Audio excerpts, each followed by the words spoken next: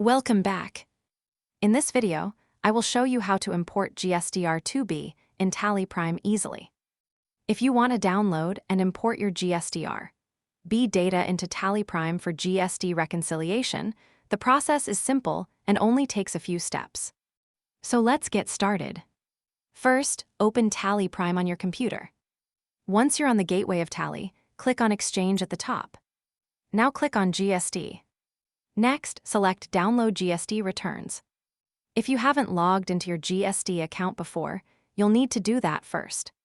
Simply click on GST Login and sign in with your GST credentials.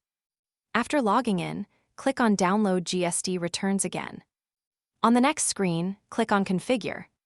Here, you can edit the settings according to the return period you want to import. Now click on Return Type and select GSTR2B.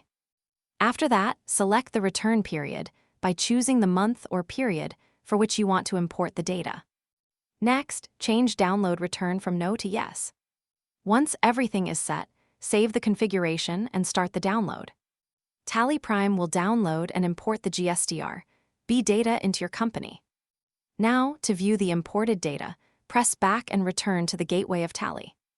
Click on Display More Reports. Then select Statutory Reports.